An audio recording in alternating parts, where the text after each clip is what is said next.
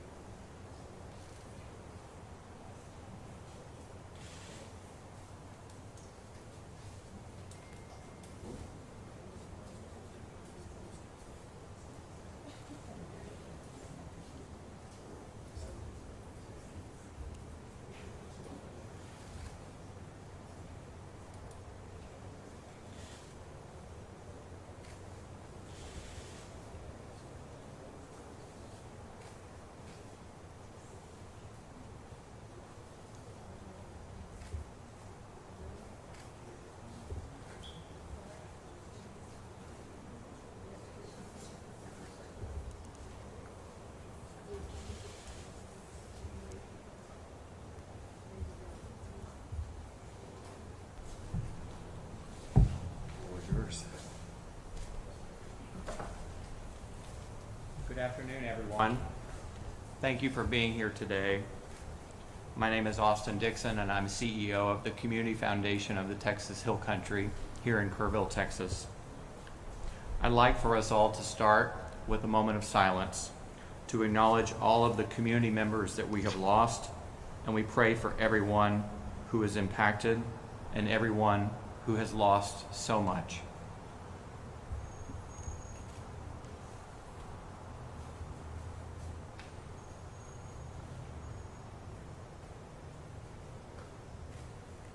Thank you.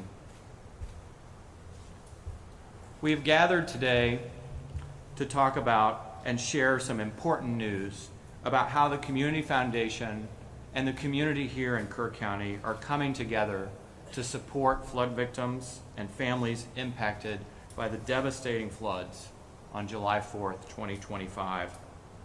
Today we're talking about something that is at the heart of recovery for our Hill Country community, and that is housing. Because rebuilding a safe, stable place to call home is at the heart of recovery.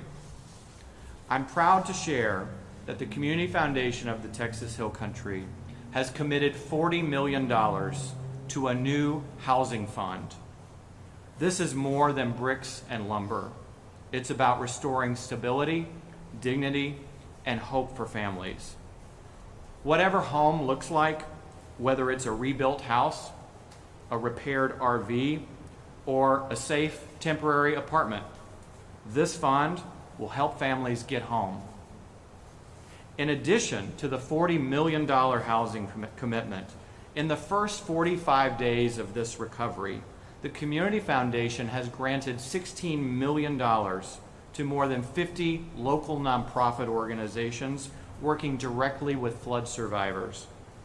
That support has helped over 700 families with emergency assistance, supported over 200 small businesses so that they can keep people employed, and funded 17 volunteer fire departments, our local heroes who have answered the call, and 2 public school districts, including Hunt and Ingram, who are with us today. These grants have paid for things like temporary housing, groceries and food, replacing a car, funeral costs, cleanup expenses, and much needed counseling. Every dollar has helped flood victims stabilize and take that first step forward on the road to recovery.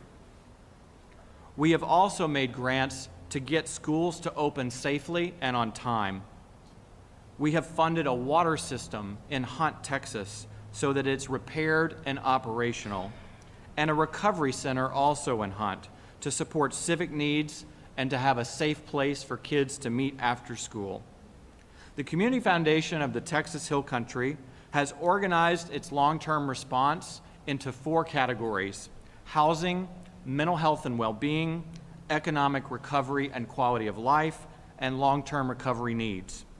The $40 million commitment to housing is the first strategy to be funded, and it will support temporary housing assistance, including displaced families housed through Airbnb.org, who is with us today, repairs and rebuilding through trusted nonprofits and local builders, some of whom are also here today, RV repairs and replacements for families whose RVs were their home, and case managers who will pull it all together and walk with families through this recovery side by side for the next 18 months or more.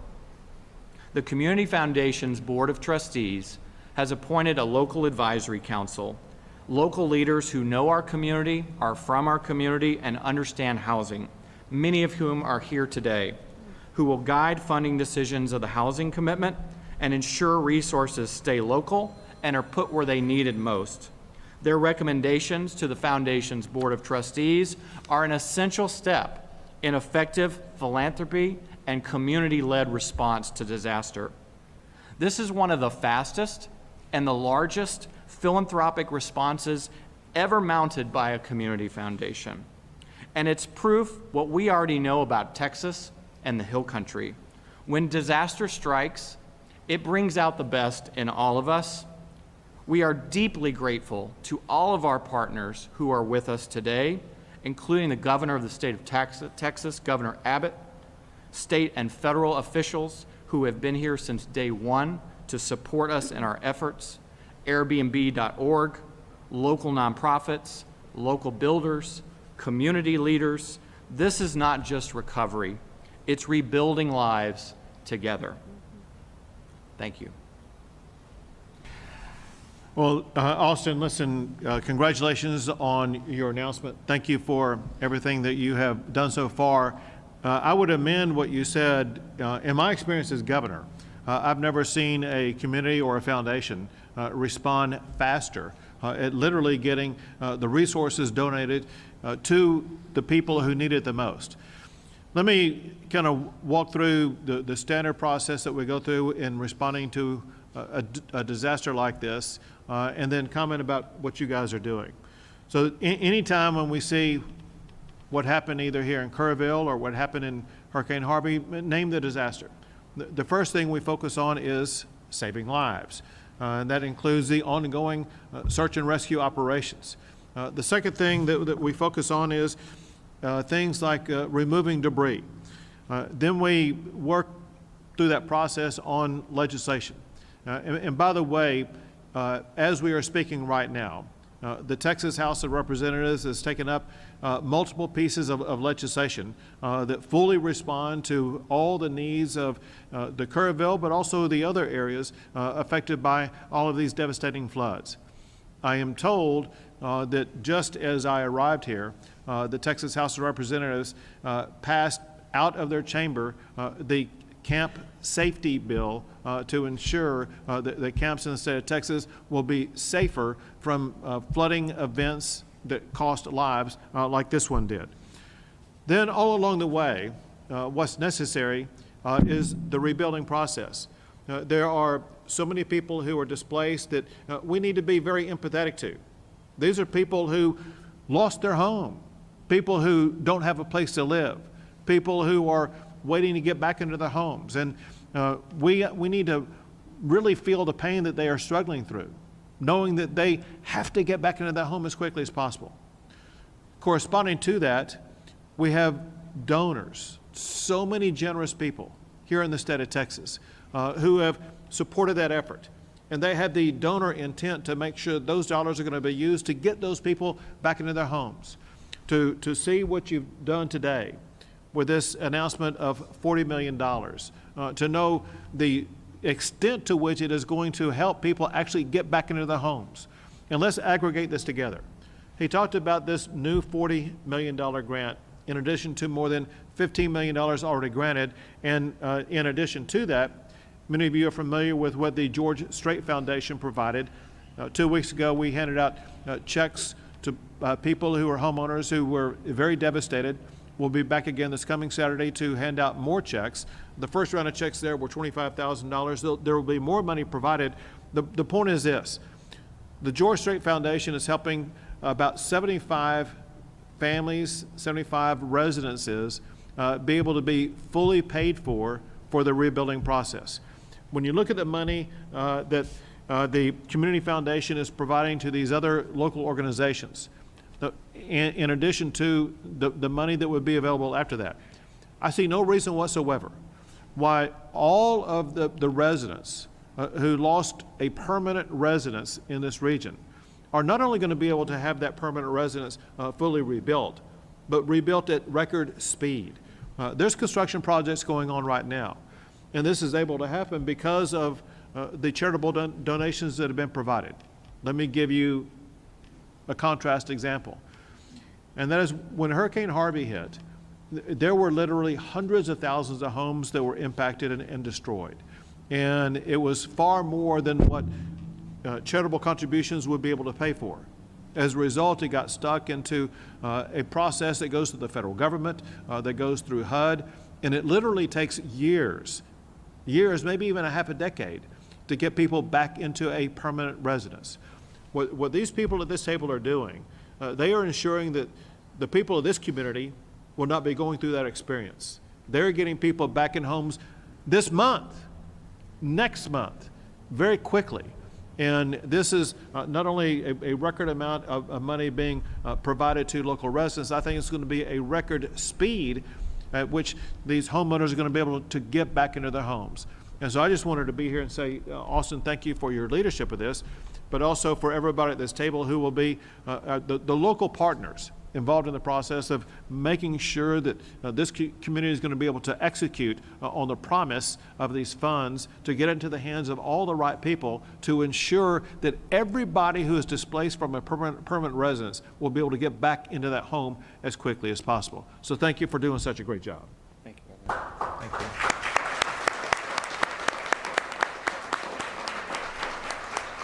Thank you, Governor. Now I'd like to introduce Lucy Harmon, who's the superintendent of Hunt ISD, who's seen firsthand some of the impact of Community Foundation grants up to this point. Lucy. Thank you, Austin. I first want to echo Governor Abbott's comment about the speed of the Community Foundation. Austin and the Community Foundation have been trusted partners and members of our community for a long time. So personally, as a resident of the area, after this tragic flood, when I saw their flood relief fund that was stood up so quickly, it brought me peace to be able to tell people, oh, that's where you send your money. And so I appreciate the quick thinking, the quick action of the Community Foundation in that effort. In the fast-paced 6 or 7 weeks that have followed, the Community Foundation has been there for us time and time again. Our students and families are facing incredible challenges right now, but I do want to tell you the support we've received from the Community Foundation and others has been unbelievable, and it's been very meaningful. I do really great when I'm just pressing on in my day. When I have to stop and think about how blessed we've been with the people that have supported us, it does tend to choke me up, so I will move on. The support for this housing recovery initiative will be very impactful for us as educators. Our students thrive when their housing situation is under control, when they're in their homes and their homes are stable. And so we appreciate this effort because it really supports our students and our families in a meaningful way. We're grateful for the generosity from the Community Foundation that we've all experienced so far. I can tell you personally, I serve on the Community Allocation Committee for the Hunt Preservation Society, and I see several of my fellow committee members here, and I know they would echo the same sentiment. We were so grateful to receive $300,000 from the Community Foundation. We were able early to host an event at the Hunt School that offered resources to our families and our residents that had been displaced or received flood damage, and we were able to immediately put funds in their hands. And that was not only such a joy to be a part of, but it meant so much to them. They were just so touched by the fact that they were able to walk away from that event with immediate funds to help them get started, so we were appreciative for that. In addition to that, if you've never been to Hunt, it is not an incorporated city, and so it has a community water system. The school district used to work off of a well system, which you can imagine is a disaster when trying to ensure that water safety for children.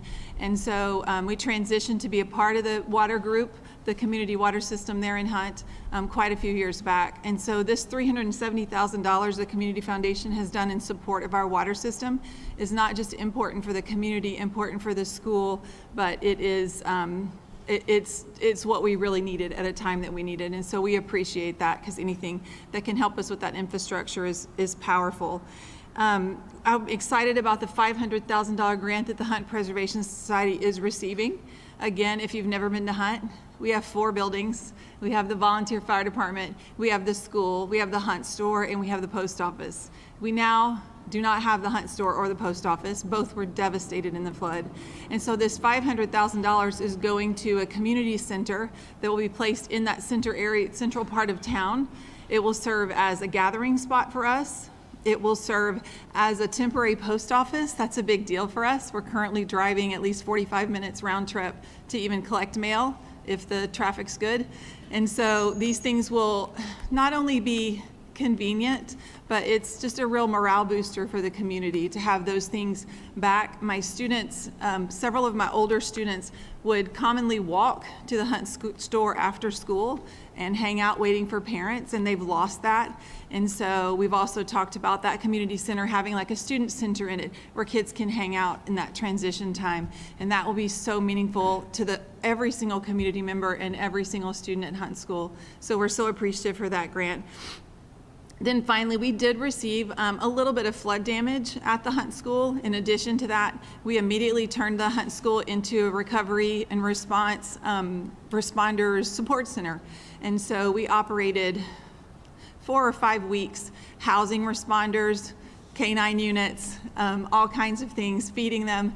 And so it took a little bit to pivot from a recovery center to a school, and the Community Foundation was there with whatever we needed, and we appreciated that support. We were able to open school yesterday.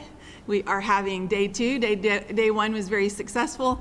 We are on day 2, and so we appreciate that. Our classrooms do not smell like K-9 units anymore, and all of this is thankful to the Community Foundation for their support in this effort. The Community Foundation, I want you to know, is making a real tangible difference for our students, our schools, and both Ingram and Hunt schools and our families. Together, we're going to ensure that children can focus on learning and healing while their families can rebuild their lives.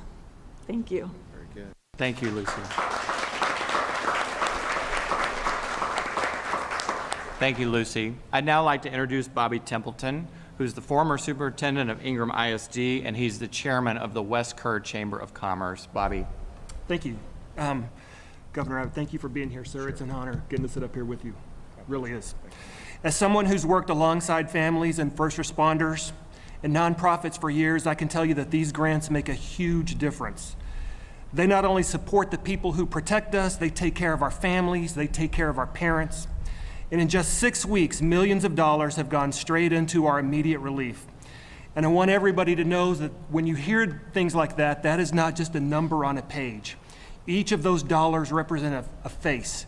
They represent a parent, they represent a grandmother maybe who is taking care of 3 or 4 kids. They represent a single mother, they represent people who struggle every day just to pay the bills. So when we talk about relief, we are talking about actual human relief. Austin, thank you very much. From my perspective as the West Kerr chair, I cannot tell you how important the Community Foundation has been for our recovery. We did have quite a bit of damage. One of our buildings was completely lost. We had to relocate some of our operations. Our security fencing was torn down. We have several $1 million worth of damage. And a couple of days after this happened, I got a few calls. I got a few calls from the state. I got a few calls from law enforcement, first responders. But one of those calls came from Austin. Thank you, Austin. And he didn't ask what was going on. He knew. He just said, what do we need to do? And I started to explain what he could do, and he said, wait a minute, I'm on my way. Let me drive out there. Meet me in about 20 minutes. So 20 minutes later, he was there, and it was like a breath of fresh air. We felt so dejected. We felt helpless. We felt things that I've never felt before. And there's a few seminal moments throughout this tragedy that have really helped us feel whole again. And one of those seminal moments was my conversation with Austin Dixon when he said, the Community Foundation is going to be here. We are going to take care of you. We've got this. And out in the middle of a big debris field, you actually saw 2 grown men out there hugging. And so I just want to say thank you to that. Throughout this, somebody asked me earlier, said, how do you feel about all this? And the word that I gave off the cuff kind of was inspired. Although it's really sad, it's tragic. We have families that have lost everything. We have teachers that have lost everything, community members. But for me, the thing that strikes home most is just how inspiring this is. There is what I'm calling a uniquely American spirit that kind of runs through all of this. One of my jobs in the few days after this happened was delivering food. And I had the privilege of delivering food to first responders from all over the country, Michigan, Indiana, Arizona. I even delivered some food to the Mexican Navy. And I didn't even know Mexico had a Navy. But it was so inspiring, and I've never been so proud to be an American for all of these people just to show up to help a tiny little fly speck of a town they've never heard of, people they don't know. One of these days, I hope we in the West Kerr community are able to load up a bus and go help somebody someplace else. So it's been very, very inspiring. You know, and we're going to hear this over and over that the road is long and it's, you know, it's not a short turnaround. But we are already starting to see a really big crisis in terms of housing. So many of the people that we deal with, Lucy and I in our school and in West Kerr County, are very poor. They don't have 2 nickels to rub together, and when you give them $5,000, it is like giving some of us $50,000. It's just unbelievable. And to see the look on those people's faces when you're able to give them some money and not only give them money, but give them hope and give them a future, it is probably one of the coolest things that I've ever experienced. And I thank you for that. I cannot tell you how proud I am to be an American and how proud I am to be a Texan through all of this, and how proud I am to be part of the Kerrville and West Kerr community. We're a special lot, I've learned. And one thing one of our coaches told me and keeps telling me over and over, and I'm going to tell it to everybody, and that is this: we got this. We got it. Thank you, Bobby. You're welcome.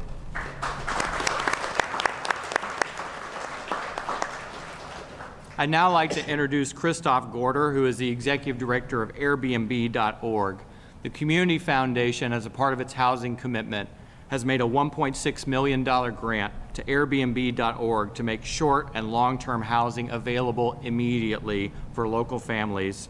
Christoph will tell you more about how this collaboration will work and what Airbnb.org has already been up to in Texas. Christoph. Great, thanks Austin, and thank you all for having me here today. We are honored and grateful to play a small role in the recovery here and be part of this community. I lead an independent nonprofit called Airbnb.org, which was founded by Airbnb about 5 years ago to help leverage the Airbnb platform of millions of Airbnbs around the world and house people in times of need. And so we work around the world, and when we saw the tragic events happen here on July 4th, the team swung into action, and we started working with local nonprofits and state agencies to offer up free Airbnbs to community members who'd been displaced. And so over the course of the last 6 weeks, we've housed about 350 community members and first responders here in this community for free as part of our work in doing rapid response. And it's been our honor to be able to do this. Working with the Community Foundation now, we're able to go even further and provide longer term stays for the families who really need it the most.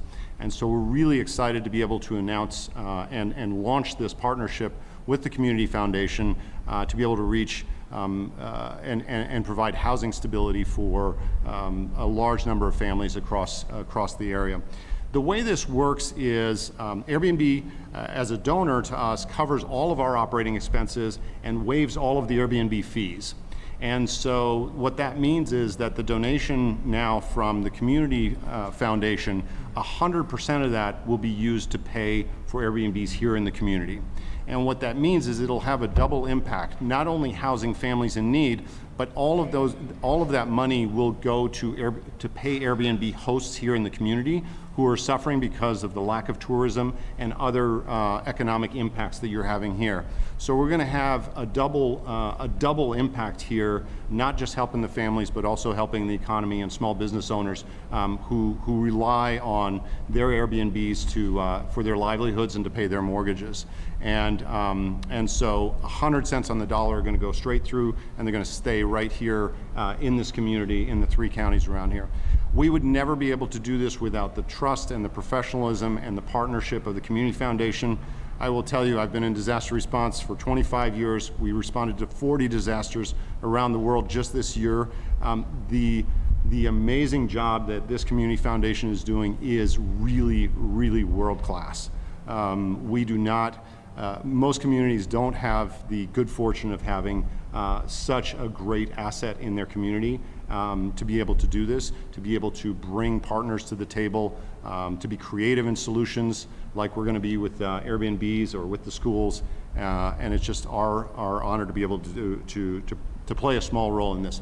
For families who need help, you can go to rebuildkerr.org and register there your need for housing, and there's a lot of other resources there. A caseworker will reach out to you within a week and start the process, and we will help find you a place to stabilize and help you recover from this tragic event. Thank you very much. Thank you, Casal.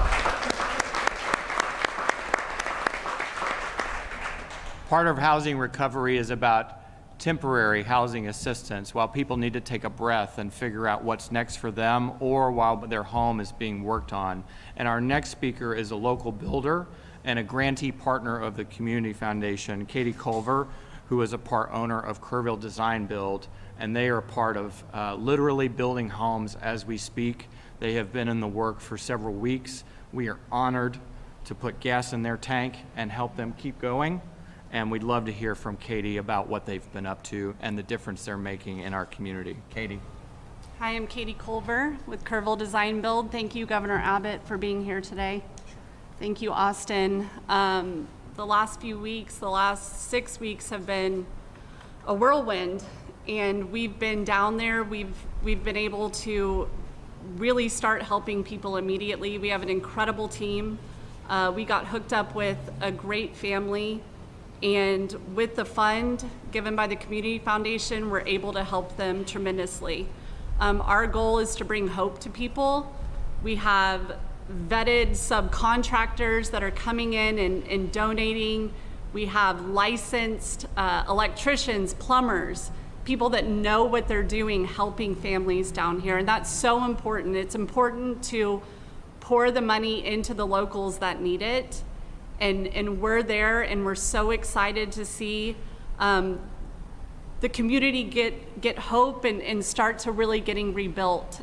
This is truly a gift, and we are so grateful. We're not just rebuilding structures, we're rebuilding lives, and to get to be a part of this, to get to watch this firsthand is such a blessing. And again, we're just so grateful for getting to do this and getting to do this the right way.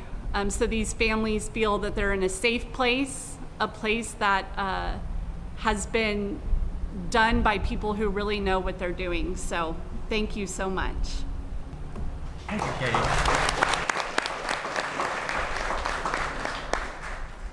Some people have wondered where the philanthropy is going, and it's coming through the Community Foundation and directly out into the community already. Hammers are swinging, homes are being built. The homeowners that Katie mentioned are with us today, and I hope some of you will get to talk to them later about their personal experience and what they've gone through. We feel for you, we're praying for you, and we're gonna rebuild your home.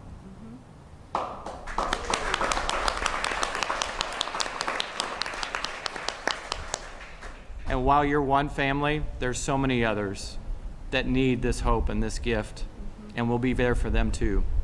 And we look forward to standing with you. Thank you. I'd like to thank again the Governor of the state of Texas, Governor Abbott, for being with us today, for championing local philanthropy and local solutions to crisis and disaster response. We are proud of the work we have done. We are proud to be Texans, and we are proud to deliver results for our neighbors, building a new community for today and tomorrow. Neighbors helping neighbors, this is what it's all about. This is the power of philanthropy to deliver results for our community, and this is what Texans do for one another. I have never been more proud to be a Texan than in the past 7 weeks. Please visit rebuildkerr.org for more information on all of the grants that we have made, including grantee name, grant purpose, and dollar amount. If you are affected by the floods in our area, please complete the needs assessment. If you have not done so already, raise your hand. We need to hear from everybody. We cannot help you unless you raise your hand and say, I need help. The needs assessment collects critical information that will be used by our nonprofit and builder partners to connect with you and get you the hope that we promise and that we will deliver. If you are a nonprofit organization locally, at the state level, or nationally, and you would like to be involved, visit rebuildkerr.org and fill out our resource assessment. There we are taking an inventory of every organization that wants to raise its hand and get involved in the rebuilding of Kerr County. Thank you all for being here today. God bless you, and God bless Texas.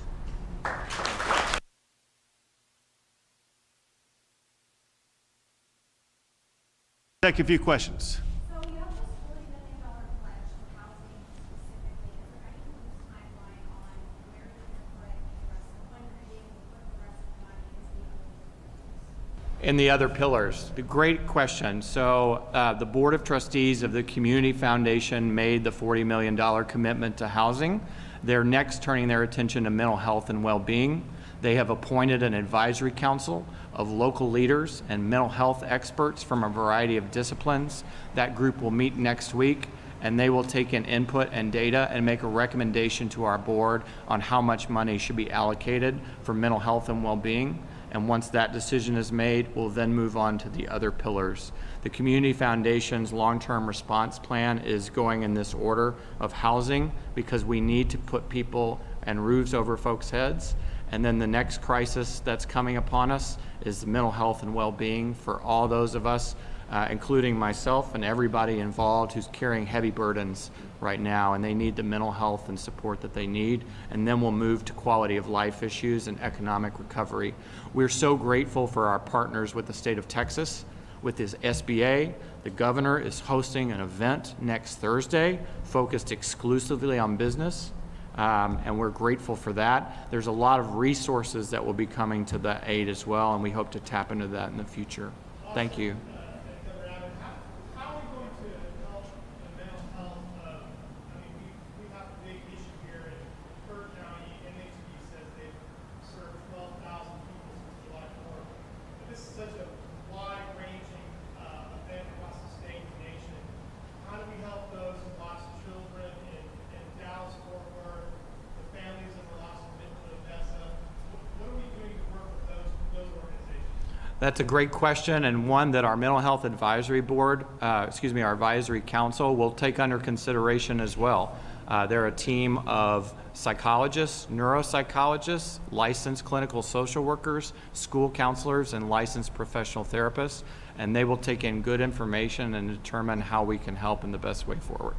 Governor, we know that that the Community Foundation's money is from all of these amazing private donations, but a lot of the survivors I'm speaking to are wondering the difference between the state money and the private donations. So where is the state money that I think you mentioned a little bit about during the press conference trickling down when it comes to housing and things like mental health and small businesses as well? Sure. So the state has already spent well over $200 million, and that is for the initial emergency response, initial recovery operations, things like that. The legislature is voting maybe today on adding another $200 million to assist with this process. There are a lot of different things where they provide assistance for. One are things like debris removal, which is going to be an ongoing process, and other strategies that will arise. And then, of course, we will be working collaboratively, as Austin mentioned, next Thursday to begin the process of helping all these businesses get up and running again, as well as work alongside our local partners to make sure everybody's going to have the opportunity to get back into their primary residence as quickly as possible. Governor Abbott, SB1 has language in it that is potentially makes it difficult for the camps to reopen or to ever open again. What is your assessment of that? So, first of all, there were some issues involving the first iteration or an iteration of SB1 or HB1, both of them. So my understanding is it passed out today out of the Texas House. There were modifications to that because I've been on the road. I've not had the chance to see that, so I'm not able to answer your question other than to say this. We know that concerns were raised, there's an attempt to meet both goals. One is to meet the needs and the expectations of the families who lost a child, while at the very same time not putting these camps out of business. And I think from what I hear that the House was able to achieve that goal in the bill that they passed off the House floor today. Governor, building on the state funding question, what is your reaction or response to some Democrats who questioned why you didn't redirect state funds? Sure, they were just either uninformed or purposely misleading. Because the fact of the matter is that the state began spending money the day before the storm even hit. As an example of state money being used, in the first 24 hours, state resources were able to either rescue or evacuate more than 1,000 people. Think of the helicopters. Think of all the big National Guard equipment and personnel and Texas Department of Public Safety. And that process didn't end on July the 4th or July the 5th. It continued for weeks, and we're still spending money this very moment in time on ongoing search missions in the river. That point aside, with debris removal is a large financial burden that the state is assuming to make sure that's going to be taken care of as quickly as possible. As I mentioned earlier, before today, the state has spent well over $200 million. We're spending more every single day. We're appropriating another $200 million. And so anyone who said otherwise really just didn't know what they were talking about. One more question. When we think, are you considering, floodplains and, speaking with homeowners, speaking with businesses about considering which areas may be at risk? Are you considering floodplains in rebuilding? Was that your to me? Are you trying to him? It could be whoever is best to answer that. So, This state, you're getting sure. you're saying, hey, well, these people are home, but are you speaking with those homeowners? You can try it if you don't have it up. Your answer. Rebuild and where it's best to rebuild and where it's not. Yep. So here's the way this works, and that is, it's going to be up to local governments to make the final determination about which floodplain map to look at. And it is important that once that map is chosen, that the rebuilding take place either outside of the floodplain, or there are ways in which houses in the floodplain can be elevated so that they are actually above the floodplain. We've done that in Houston, and we've done it elsewhere. I know it can be done here also, if that is what the resident chooses to do. So there are several options, but the initial action that has to be taken is for the federal government to issue what they consider to be the different floodplain maps, and then the local government deciding which map to use for, in this case, in Kerr County, and then determine which homes will and which will not be in that floodplain. Maybe to answer your question a different way, I don't think resources are going to be used to rebuild houses that are in the floodplain, but we don't know exactly right now where that floodplain contour will be.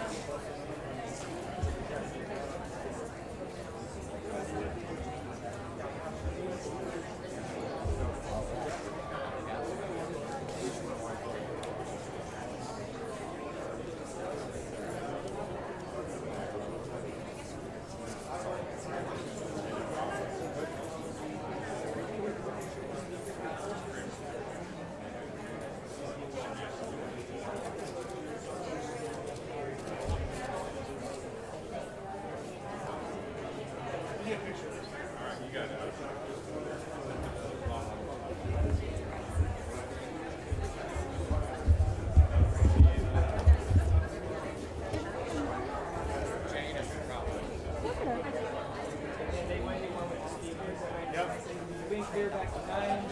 Yep, have you guys scoot in here just a little bit? There we go.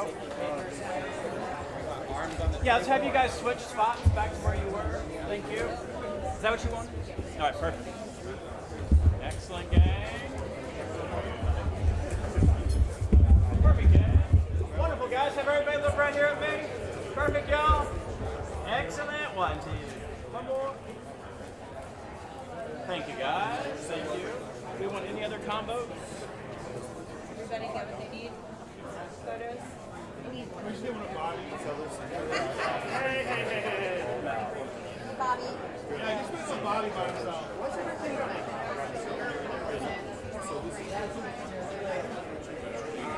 Straight to your wife.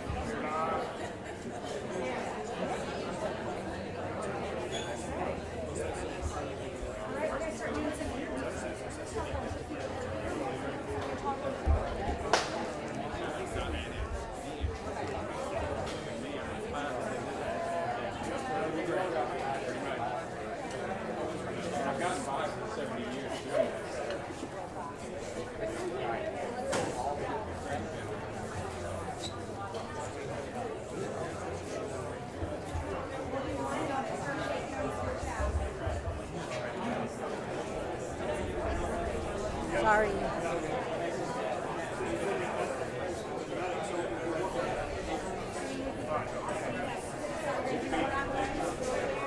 Oh, good. Excellent. Have you guys look right here? Background, please. Background, please. No, sir. Couldn't do his job. How about yes, sir. All right, next up.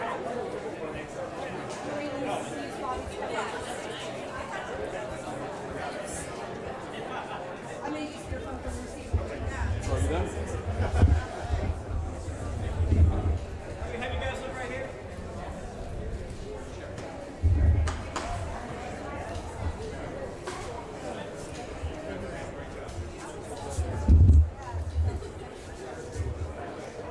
Have you guys look right here?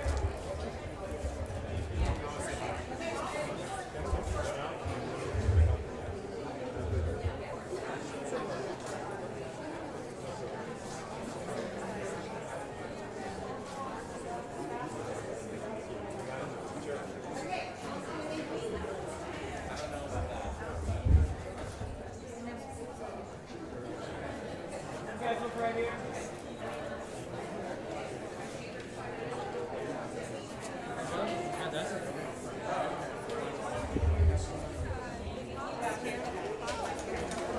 Okay, yeah. So I guess they just kind of.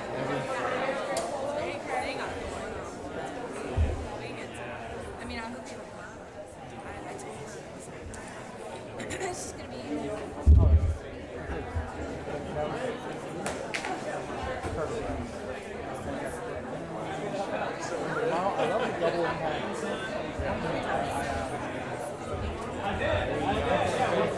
Walking right down the line there.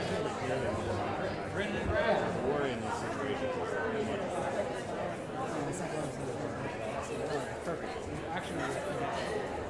Just sent it to you, so you should have it on your phone right now.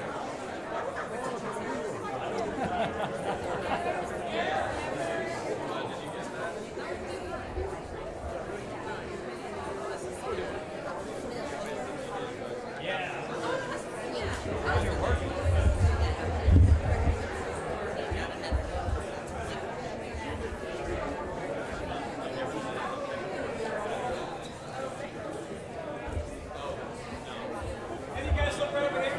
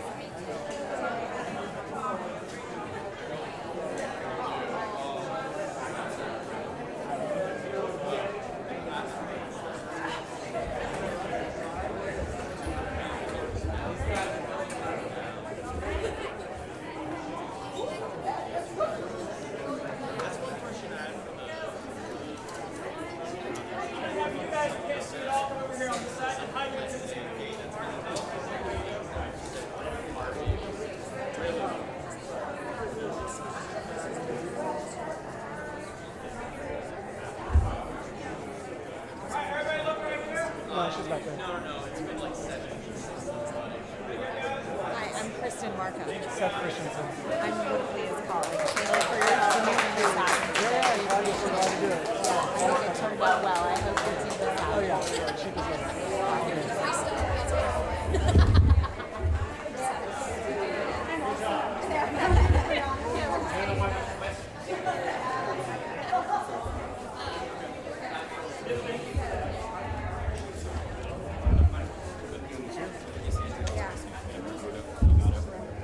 It's with a cord. It's with a cord.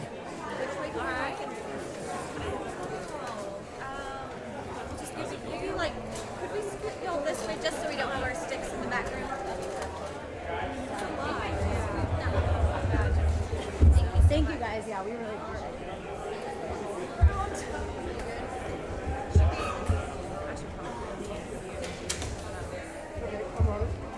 Okay, will you first go ahead and tell us your first and last name and spell for us? Brenda Espinosa, E-S-P-I-N-O-Z-A. It's James Mike Trollinger, T-R-O-L-L-I-N-G-E-R. Go ahead and tell us what happened. I'm assuming this was 4th of July. 4:45 In the morning. Talk to us about what y'all did, what you experienced that morning. You can. So at 4:45 in the morning, after about 4 hours of rain, a good neighbor, a good friend of ours, had called and said, "Michael, the river's coming up." And I was like, "Yeah, I know. I figured it is after it rained." And she goes, "No, it's in the field." And I was like, "Oh, okay." And I got up and I looked, and in my living room, I have a lighted 3D cube of my son that I had lost 3 years ago. And it was lit up, and it's on power, but the power was out in the house. And that cube was just flashing the light. And every time it flashed, I could see the water was coming in under the baseboards. And I yelled at the wife, and I said, "Get up," and she screamed and says, my feet are wet.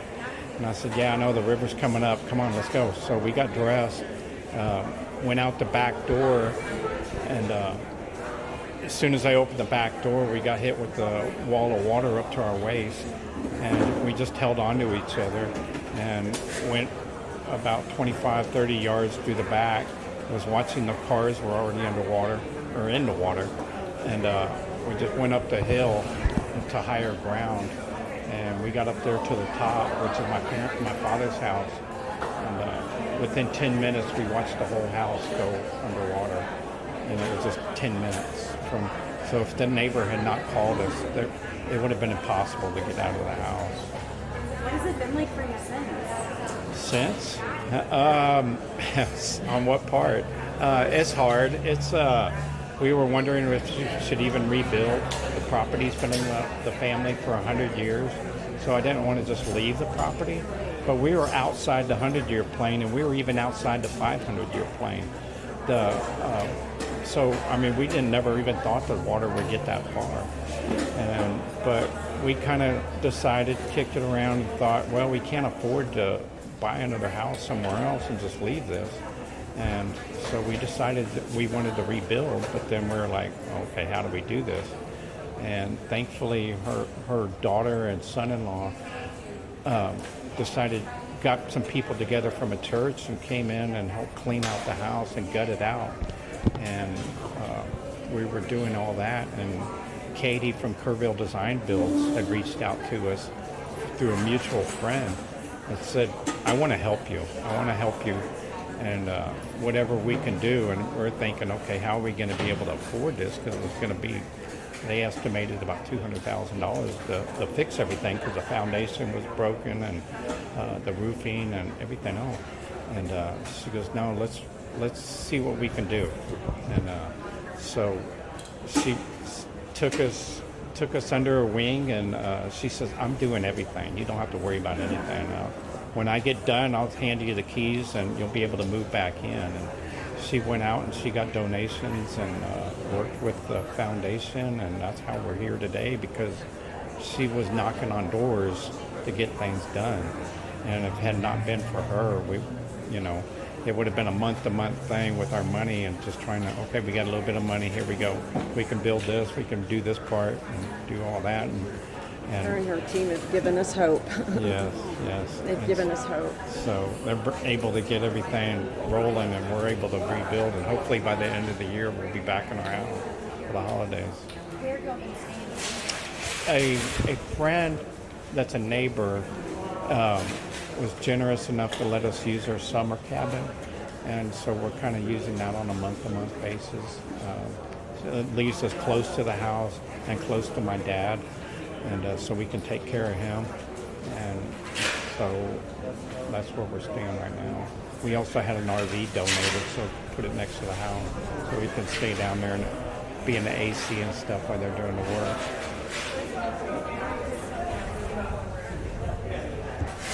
It's exciting. We feel truly blessed because when it first happened, we just felt lost. People kept asking, what do you need? What can I help with? We're like, we don't know. We've never been through anything like this. So we were shocked. I think seeing all the trucks pull up and all these people from churches getting down and helping us, we didn't know. But Katie's and her team has given us hope that, we're going to be back home. It's hard because you don't realize what you miss until you need it. Because we lost every single thing we had, inside and out. All my tools and stuff and our vehicles and our clothes and mementos and pictures from the 80s before they had phones that you can't recreate those. My plaques and awards, her grandmother's jewelry and china cabinet and dishes, and you can't replace that, but we are blessed that we're here. And like I said, if it hadn't been for that neighbor calling 10 more minutes, we would have never got out of the house. Thank you. We appreciate it. Thank you. Could you restate your name? I didn't catch it at the beginning. Okay. It's James Mike Trollinger, Trolinger. And it's Brenda. Brenda Espinosa, Espinoza. Are y'all getting money, funding from? Well, she's getting money to help us rebuild. Okay. So it's going to the builder to help build our house. Okay. Thank you for that. Builders, but through the community foundation as well, or you just, yeah. Thank you so much. And that way, and she'll have enough to help other people, not just us. Yes. She's already taken up, I think. You were here the whole time?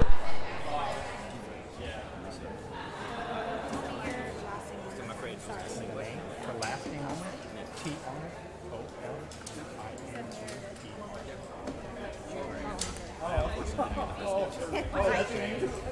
Why did I say hi? I did, it's James. Okay, I'm sorry. Do you want me to say hi? Okay. Thanks very much.